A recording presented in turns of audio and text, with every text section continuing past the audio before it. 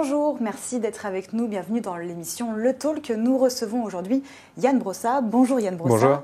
Merci d'être avec nous. Vous êtes adjoint à la mairie de Paris, élu communiste en charge du logement. On va parler justement du projet du gouvernement en termes du logement, mais aussi de la fête de l'humanité, puisque c'est l'actualité de ce week-end pour votre parti.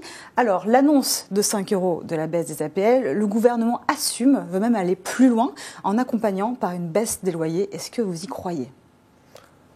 Moi, je crois surtout que le gouvernement cherche à faire des économies sur le dos de ménages fragiles, de familles modestes, d'étudiants, et que cette mesure est extrêmement grave. Il y a évidemment eu la baisse des APL de 5 € annoncée cet été, mais il y a depuis d'autres mauvaises nouvelles que le gouvernement a annoncées, notamment la baisse de 50 €. Ce n'est pas encore officiel, puisque l'annonce du projet de loi, ce sera la semaine prochaine. En tout cas, le Premier ministre a confirmé qu'il travaille sur l'hypothèse d'une baisse de 50 € des APL pour les locataires du parc social. Oui. Et donc tout ça, ça fait une série de très mauvaises nouvelles sur le front du logement qui nous inquiètent considérablement. À Paris, par exemple, l'APL, c'est un ménage sur 5. Et donc, ce sont évidemment des ménages qui vont trinquer. Comment on peut faire alors pour faire baisser les loyers ? Qu'est-ce que vous préconisez, vous, en tant qu'adjoint à la mairie de Paris en charge du logement ? Moi, je suis favorable d'abord à ce qu'on produise massivement du logement social, notamment pour répondre à la demande. Et par ailleurs, nous aurions besoin d'un encadrement des loyers beaucoup plus strict et beaucoup plus efficace. À Paris, l'encadrement des loyers nous a permis de stabiliser les loyers après des années de hausse, mais je pense qu'il faudrait aller plus loin avec un encadrement des loyers à la baisse. Et si les loyers étaient plus faibles, on n'aurait pas autant besoin de l'APL pour solvabiliser les familles. Comment on peut obliger les propriétaires à baisser les loyers ? Est-ce qu'il faut une nouvelle loi, selon vous, pour le logement ? Moi, j'y suis favorable et je pense effectivement qu'un encadrement des loyers avec un véritable contrôle du respect de la loi par les pouvoirs publics serait efficace et permettrait d'encadrer les loyers à la baisse. Simplement, ce que je constate, c'est que le gouvernement ne le fait absolument pas. On ne va pas se mentir, l'objectif du gouvernement n'est pas la baisse des loyers. L'objectif du gouvernement, c'est de faire des économies. Tout le reste n'est qu'habillage. D'ailleurs, ce que je constate, c'est qu'aujourd'hui, ce que le gouvernement prévoit, c'est essentiellement une baisse des APL dans le parc social. Oui. Or, le parc social, ça n'est pas là que les loyers ont le plus augmenté. C'est là où ils ont des marges de manœuvre. Oui, sauf que ce sont des loyers qui sont réglementés. Donc si la volonté du gouvernement était d'abord de baisser les loyers, il ne s'en prendrait pas prioritairement aux loyers du parc social. Donc pour vous, quand Jacques Mézard, qui est le ministre de la Cohésion des Territoires, dit « il n'y aura pas de baisse des APL sans baisse des loyers », vous n'y croyez pas vraiment ? D'ailleurs, aujourd'hui, il y a une baisse des APL et il n'y a pas de baisse massive des loyers. Donc au final, c'est le pouvoir d'achat des familles qui est réduit. Un sujet qui concerne particulièrement Paris, c'est les locations saisonnières, Airbnb. Comment est-ce que vous comptez réguler ces locations saisonnières, ces nuitées qui sont louées par des locataires, des propriétaires à Paris ? D'abord, c'est effectivement un vrai sujet à Paris. Il ne s'agit évidemment pas de s'attaquer aux propriétaires qui louent pendant la période où ils partent en vacances à des touristes. Ce qui nous pose vraiment problème, c'est que nous avons maintenant des multipropriétaires qui transforment des logements en hôtels clandestins. Ça pose deux problèmes. D'abord, cela nous fait perdre des surfaces de logement. 20 000 logements ont été perdus au cours des 5 dernières années. Et puis, c'est par ailleurs une concurrence à bien des égards déloyale vis-à-vis des hôteliers. Et donc, il est nécessaire d'encadrer tout cela. Il y a déjà beaucoup d'actions de la ville de Paris. Nous avons 25 agents qui travaillent au respect de la réglementation. Mais nous avons obtenu maintenant, et ça sera à l'œuvre à partir du 1er octobre, la mise en place d'un numéro d'enregistrement. À partir du 1er octobre, vous êtes propriétaire, vous voulez louer votre logement à des touristes, vous devez obtenir un numéro d'enregistrement. Ça nous permettra d'avoir une transparence beaucoup plus forte sur ce marché qui jusqu'à présent était relativement opaque. Aujourd'hui, on peut louer 120 nuits par an, c'est ça ? Vous souhaitez baisser ce seuil ? Disons que c'est une limite qui est aujourd'hui fixée par la loi. Ce que nous souhaitons, nous, Ville de Paris, c'est avoir la possibilité d'agir nous-mêmes sur cette limite. C'est-à-dire que nous souhaitons avoir la main. Et effectivement, la question d'une baisse pourrait se poser. Je connais assez peu de propriétaires qui partent 4 mois par an en vacances. 120 jours, c'est effectivement considérable. Et toutes les grandes villes touristiques du monde, je pense à New York, je pense à San Francisco, je pense à Madrid ou à Barcelone, ont des limites beaucoup plus basses. Donc en l'occurrence, il y aurait du sens à ce que Paris se mette au niveau des standards internationaux. Paris accueille d'ailleurs les Jeux Olympiques en 2024. Quelles seront les conséquences pour le logement à Paris ? Je pense que ce seront des conséquences positives, notamment parce qu'il est prévu que le village olympique soit ensuite transformé en logement, et ce seront donc des logements supplémentaires. plutôt côté Seine-Saint-Denis, mais la Seine-Saint-Denis en a besoin et il y a sans doute des Parisiens qui en profiteront pour se loger là-bas. Mais je pense que en réalité, les conséquences seront plutôt positives. Positive aussi pour la maire de Paris, Anne Hidalgo? En tout cas, c'est une belle victoire pour Anne Hidalgo qui s'est beaucoup démenée pour obtenir ces Jeux Olympiques. Et puis, à un moment où certains développent beaucoup l'idée que Paris serait une ville en déclin, on voit qu'en tout cas, à l'international, Paris n'est pas perçu comme cela. Sinon, nous n'aurions pas obtenu les Jeux Olympiques à Paris. Où en sont les relations d'ailleurs entre la maire de Paris, Anne Hidalgo, et Emmanuel Macron, président de la République? Je crois que la maire de Paris a envie de travailler de manière positive avec le gouvernement, mais ça suppose aussi que le gouvernement nous entende. Je pense notamment à la question de la loi logement. Nous avons fait une série de suggestions et nous souhaitons être entendus. Ce sont des relations de travail, mais je crois qu'on peut compter sur la maire de Paris et sur son équipe pour défendre les intérêts des Parisiens. La critique est moins virulente qu'à une certaine époque, en tout cas.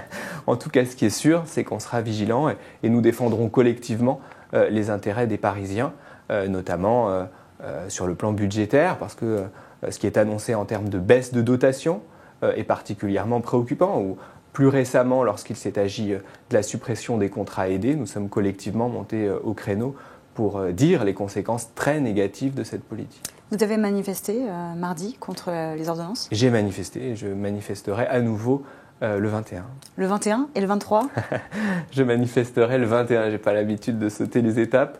Je verrai pour ce qui est du 23. En tout cas, le 21, je serai là aux côtés de la CGT et des syndicats. Est-ce que pour vous, justement, les communistes doivent être présents aux côtés de la France Insoumise qui a appelé à cette manifestation le samedi 23? Je crois qu'il y aura une délégation du Parti communiste qui se rendra le 23 à la manifestation proposée par Jean-Luc Mélenchon. Moi, je crois surtout qu'il faut qu'on arrête d'être dans une logique où chacun cherche à tirer la couverture à soi. Le fait est qu'on est sur une mobilisation qui est d'abord une mobilisation portée par les syndicats, et c'est normal puisqu'il est question du travail avec ces ordonnances. Donc je fais surtout confiance aux syndicats pour organiser la riposte au gouvernement, et le Parti communiste sera totalement aux côtés des syndicats. C'est justement aujourd'hui l'ouverture de la Fête de l'Humanité qui concerne donc le Parti communiste, votre parti. Qu'est-ce que représente le communisme encore aujourd'hui en 2017? Vous savez, moi j'ai adhéré au Parti communiste à l'âge de 17 ans. Parce que les communistes dans mon quartier, c'était les gens qui se battaient pour la sauvegarde d'un hôpital public qui était menacé de fermeture. Et je pense que le Parti communiste, c'est d'abord ça, c'est d'abord la défense du service public, la défense de l'intérêt des gens modestes. Et je pense que ça a du sens d'être communiste aujourd'hui. Après, il y a évidemment beaucoup de choses à revoir. Moi, je suis frappé par le fait que l'image du Parti communiste aujourd'hui ne correspond pas à ce que nous sommes en réalité.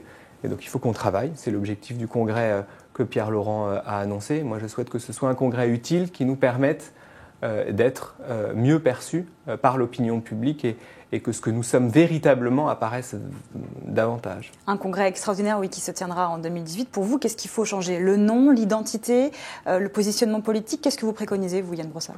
Je pense qu'on aurait besoin que le Parti communiste soit identifié à un certain nombre de projets, à un certain nombre d'idées, que nous ne le sommes pas suffisamment. Nous sommes perçus comme des gens qui défendent bien, plutôt bien, l'intérêt des gens modestes, mais pas suffisamment comme des gens qui portent des idées d'avenir. Je crois que c'est sur ça que nous devons travailler de manière très lucide, mais avec de la volonté. En tout cas, moi, je souhaite m'engager pleinement dans ce combat pour construire un communisme moderne. Quel sujet, par exemple, l'écologie ou le travail? L'écologie, le travail, toutes ces questions-là, nous devons les travailler, mais nous allons le faire. Est-ce que vous regrettez l'absence de Jean-Luc Mélenchon? Il ne sera pas à la Fête de l'Humanité, c'est une première en 12 ans. Il a boudé le rendez-vous, vous auriez souhaité qu'il soit là avec vous? Je vais vous faire une confidence, je préfère penser à tous les gens qui seront présents à la Fête de l'Humanité. Et mon petit doigt me dit que ce sera un bon cru cette année, ce sera un grand rassemblement de tous ceux qui refusent la politique d'Emmanuel Macron. Et on s'apercevra que l'absence de Jean-Luc Mélenchon ne les empêche pas de venir. Au contraire, il y aura beaucoup de monde.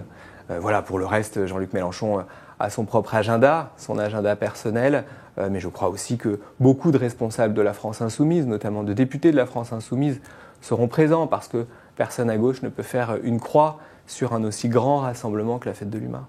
Est-ce que le PCF doit encore exister seul? Est-ce qu'il ne faut pas qu'il s'unisse avec le PS ou la France Insoumise, justement? Moi, je crois que le Parti communiste a une voix à faire entendre, qui est une voix singulière, une voix autonome. Pour autant, nous devons travailler au rassemblement de la gauche, parce que tant que la gauche sera dans cet état, il n'y aura pas de victoire pour nous. Et donc on doit évidemment travailler au rassemblement avec des socialistes, des écologistes, avec évidemment la France insoumise. Mais ce travail-là, il va falloir le construire dans les années qui viennent. Moi, je ne crois pas du tout qu'une force politique seule, fût-elle importante, fût-elle incarnée par quelqu'un de charismatique, puisse permettre à la gauche de regagner. Pour gagner, il faut se rassembler. Et ça, tout le monde doit l'entendre. Benoît Hamon, lui, sera présent, en tout cas avec vous, à la Courneuve ce week-end. Est-ce que ça veut dire qu'il pourrait y avoir des rapprochements, des alliances, justement pour, par exemple, les prochaines échéances électorales, les européennes ou les municipales, entre le PCF et le mouvement de Benoît Hamon? C'est trop tôt pour le dire, mais ce qui est sûr, c'est que sur le fond, nous avons beaucoup de convergences avec Benoît Hamon, avec ce qu'il dit, avec ce qu'il porte, avec y compris ce qu'il a porté pendant la campagne présidentielle. Bien sûr qu'il faut travailler avec Benoît Hamon et avec les militants qui l'ont suivi. Est-ce que vous regrettez, vous aussi, encore aujourd'hui, comme Jean-Luc Mélenchon, qu'il ne se soit pas rallié à la candidature de la France insoumise? On peut éternellement remuer le couteau dans la plaie et se rappeler de tout ça. La réalité, c'est qu'il y a sans doute des responsabilités partagées. Et que quand on veut construire le rassemblement, et on aurait dû construire un rassemblement à gauche nous permettant de gagner, il faut que tout le monde y mette du sien. C'est sans doute qu'à l'époque, tout le monde n'y a pas mis du sien. Est-ce que vous, Yann Brossat, vous pourriez être candidat pour devenir le futur secrétaire national du PCF? Mais je ne crois pas que Pierre Laurent ait décidé de passer la main. En tout cas, il n'a rien annoncé de tel. Je pense que le sujet, pour nous, c'est moins la question de qui incarne le Parti communiste que la question du projet. En tout cas, moi, j'ai envie de m'investir pour travailler sur cette question du projet communiste du XXIe siècle. Donc la question des idées surtout. La question des idées avant la question des hommes, effectivement. Adaptée à la société d'aujourd'hui. C'est ça. Très bien. Merci beaucoup Yann Brossat. Merci d'être avec nous. On poursuit avec vos questions avec Jean-Baptiste Sémerdjian.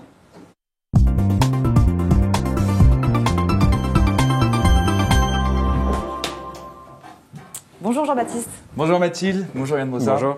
J'ai une première question de Théodora qui témoigne. À quand la possibilité des mutations dans le parc social, s'interroge-t-elle. Aujourd'hui, c'est totalement figé sur Paris. J'ai un logement accessible pour un handicapé au rez-de-chaussée de chez elle. Il pourrait servir et moi aller à l'étage. Mais rien ne bouge depuis 2 ans. Merci de répondre. Cet esprit-là, c'est qu'est-ce qui se passe aujourd'hui dans le logement social? Est-ce qu'on peut vraiment interagir avec des interlocuteurs ou c'est vraiment figé? Ce qu'elle dit très précisément, c'est qu'elle habite dans un logement social et elle aimerait un autre logement social qui lui soit plus adapté. En fait, elle habite dans un logement social accessible pour des handicapés. Or, elle n'est pas handicapée, elle est prête à bouger, mais elle trouve que c'est compliqué. Elle a raison de dire que le système est parfois un peu figé parce que c'est un système qui est très complexe avec des réservataires. Et quand on a eu un logement par la ville de Paris, c'est compliqué de changer pour un logement qui dépend de la préfecture. Je prends cet exemple-là, mais il y en a plein d'autres. En tout cas, nous souhaitons fluidifier tout ça et nous allons annoncer des mesures qui visent justement à fluidifier le parc social. Mais en tout cas, je suis tout à fait disponible pour la recevoir si elle le souhaite. Je vous laisserai prendre contact avec elle. Avec plaisir. Pive vous demande si vous avez des nouvelles de Bertrand Delanoë. Je n'ai pas de nouvelles récentes de Bertrand Delanoë, en tout cas pas de nouvelles directes, mais tous les amis qui l'ont vu récemment me disent qu'il va bien et qu'il continue à suivre attentivement la vie politique. Laurent, qui trouve que Paris est une ville de riches. Il habite en banlieue et pour lui, Paris, c'est loin, cher et impraticable. Ça vous arrive souvent, ce genre de témoignages? Vous les entendez? C'est vrai que les loyers sont chers à Paris. On en a parlé tout à l'heure. Cela dit, Paris reste d'abord, à mon sens, une ville de classe moyenne. En tout cas, il faut se battre pour que Paris soit accessible à ces classes moyennes et c'est un peu ce que j'essaye de faire avec ma bataille pour le logement. Qu'est-ce que vous répondez aux polémiques en ce moment sur la circulation justement à Paris, tous ces bouchons, les pistes cyclables qui sont construites? Moi, je pense qu'il faut savoir ce qu'on veut. On ne peut pas prendre de grands engagements internationaux sur les enjeux environnementaux et ne rien faire quand il s'agit de réduire la circulation. Donc c'est une politique qui est volontariste, que moi je soutiens. Il faut réduire la place de la voiture à Paris et il faut avoir le courage de le dire et de prendre des mesures en ce sens. Et donc voilà, j'assume. Mais ça, c'est une critique qu'on voit assez souvent sur les réseaux sociaux, pas spécialement là sur votre interview. C'est effectivement, on veut moins de voitures à Paris, mais à côté de ça, les transports publics ne sont pas à la hauteur des intérêts ou alors de la quantité de personnes. Quelle autre ville du monde bénéficie d'un tel réseau de métro? Ça, je ne sais pas, mais aujourd'hui, à Paris, qu'est-ce que vous proposez, vous, comme alternative? Qu'on me cite une ville au monde qui bénéficie d'un maillage meilleur que le nôtre en matière de transport en commun. Très franchement. À Londres, par exemple, il y a des bus toute la nuit. Ça, c'est pas le cas. Et à Londres, on a un métro qui est extrêmement dégradé par rapport à ce qu'on a à Paris. Donc, le métro est un peu vétuste aussi parfois à Paris. Oui, et sale. On a pas mal de critiques comme quoi Paris est une ville très sale. La propreté, c'est un vrai sujet, mais c'est un sujet différent. Et je pense qu'on a besoin de moyens supplémentaires pour régler cette question de la propreté. Je pense aussi, très franchement, qu'on a aussi des Parisiens qui se conduisent très mal et qu'on aurait besoin de verbaliser davantage. On a maintenant des services qui sont chargés de mener ce travail. Je suis aussi, moi, en tant qu'adjoint au logement, en train de regarder comment les bailleurs sociaux peuvent prendre un certain nombre de sanctions lorsque des locataires se conduisent mal et salissent l'environnement de leur immeuble. Mais en tout cas, c'est une responsabilité collective, la propreté. Ça ne peut pas être uniquement une responsabilité de la ville. C'est chacun qui doit se responsabiliser. Ahmad, qui vous connaît bien, rappelle que vous êtes professeur en lycée à Sarcelles, dans le Val d'Oise. Est-ce que c'est toujours le cas? Non, alors Ahmad me connaît bien, mais n'a pas d'informations récentes. J'ai été professeur de lettres modernes à Sarcelles pendant plusieurs années, mais je suis maintenant en disponibilité. En disponibilité, pas en détachement, donc moi je ne gagne pas de points de retraite. Et vous comptez redonner des cours prochainement? Et en tout cas, le jour où je ne serai plus élu, là c'est une occupation à plein temps, mais le jour où je ne serai plus élu, je reviendrai devant une salle de classe avec beaucoup de plaisir, parce que c'est un métier qui m'a beaucoup apporté. J'espère que j'ai un peu apporté à mes élèves aussi, mais en tout cas, moi, ça m'a beaucoup apporté. En tout cas, Ahmad le salue. Tout à l'heure, Mathilde vous a un petit peu parlé du communisme. C'est un sujet qui revient beaucoup quand même dans nos commentaires, en s'interrogeant sur quelle est la pensée communiste aujourd'hui. Aujourd'hui, vous, en 2 actions, comment est-ce que vous êtes communiste au quotidien? Vous savez, quand, par exemple, nous avons installé un centre d'hébergement dans le 16e arrondissement, en lisière du Bois de Boulogne, pour des sans-abri. Je pense que c'est du communisme en action, en tout cas. Anne Hidalgo, elle est communiste. Elle n'est pas communiste, justement, elle est plutôt socialiste, et pourtant elle a soutenu cette comme quoi, cette nous rassemblons plus large que... Et un deuxième point, un deuxième acte quotidien? Tout ce que je fais sur le logement social à Paris, je crois, c'est une manière de contribuer à réduire les inégalités sociales. Moi, j'ai adhéré au Parti communiste pour ça. Je n'ai pas adhéré au Parti communiste en lisant des livres. J'ai adhéré au Parti communiste parce que j'avais envie de faire bouger cette société et de réduire les inégalités sociales. Une dernière question de Laurent qui trouve que Paris et les boîtes de nuit de Paris, ça bouge pas assez. Qu'est-ce que vous répondez à ce genre de témoignage? Il a sans doute une expertise plus grande que moi dans ce domaine. J'ai un peu abandonné le terrain des boîtes de nuit depuis quelques années. Mais en tout cas, il y a un adjoint qui est chargé de ça, qui s'appelle Frédéric Ocard et qui, à l'évidence, saura lui répondre de manière plus précise. Moi, je suis convaincu que Paris doit rester une ville vivante et donc qu'on a besoin d'avoir des lieux de nuit qui soient dynamiques. Très bien, c'était ma dernière question. Merci. Théodora vous donne son numéro de téléphone. Elle espère que vous allez l'appeler. Je l'appellerai. Très bien. Merci beaucoup Jean-Baptiste. Merci Mathilde. Merci beaucoup Merci Yann Brossa. Nous vous retrouvons lundi pour une nouvelle édition du Talk.